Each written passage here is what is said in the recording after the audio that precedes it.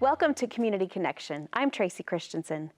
Utah is earthquake territory, and living here makes emergency preparedness for tremors something we all should be aware of. With us today is Wade Matthews from Be Ready Utah of the Utah Division of Emergency Management. He's here to teach us about what to do and how to prepare for a quake. Welcome, Wade. Thank you. Well, I don't know if I really want to talk about this, but tell us all why it's so important. Exactly. It can be scary to talk about earthquakes and to talk about preparedness, but it's important because it's going to happen sometime. We know we're overdue for the big earthquakes. We live on the Wasatch Fault line, a large earthquake fault that goes from Idaho down to Nephi here along the Wasatch Front. And it could produce a magnitude 7.0 or 7.5 magnitude earthquake. And so how big is that? What would happen in that case? At the Division of Emergency Management, we do computer modeling, and we kind of plug in the numbers and population and that type of thing. And we know that there will be a lot of damage. There will be a lot of injury. There will be death, unfortunately. There will be building collapses, older structures, unreinforced masonry, road damage, that type of thing. So that's why it's so important that we are aware of the risks that we face where we live and that we are prepared for those risks. So how can we prepare? What's most important for us to do? Knowing the protective actions, we call the steps that we take to survive emergencies and disasters are called protective actions. And in the case of earthquake, the protective action is drop, cover, and hold on.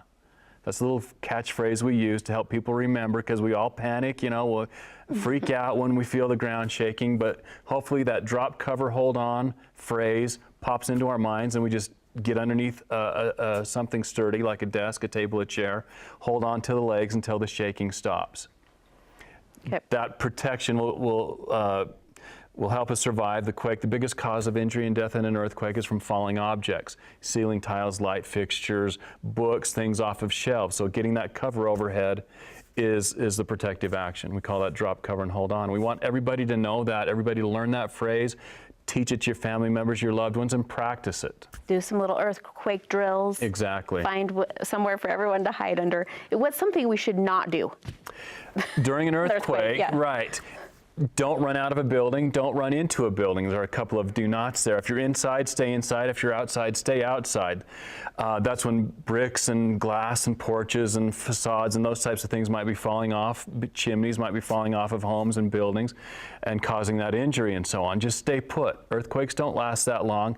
The way the ground may be shaking, we're not going to be able to move very easily anyway. So you have to just stay put, drop, cover, and hold on wherever you are. Okay. And your shirt is advertising it, but tell everybody what the Shakeout is. Well, we talked about participating in earthquake drills. It's a big earthquake drill. And this the Shakeout is done nationally in states all around the country. And the Utah Shakeout is held in April. It's the third Thursday every April. So this year it's April 20th. And we have this time set aside at 10:15 a.m.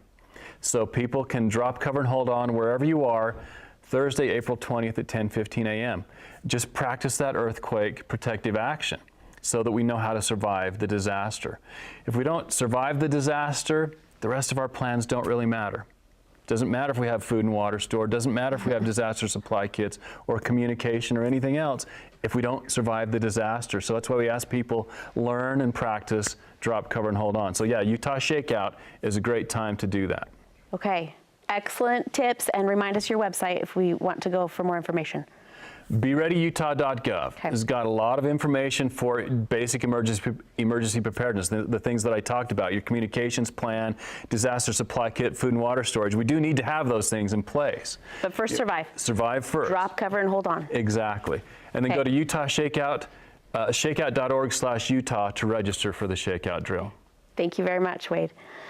The tips provided by Be Ready Utah help us know what to do during a crisis. If you'd like more information, please log on to KBYU11.org.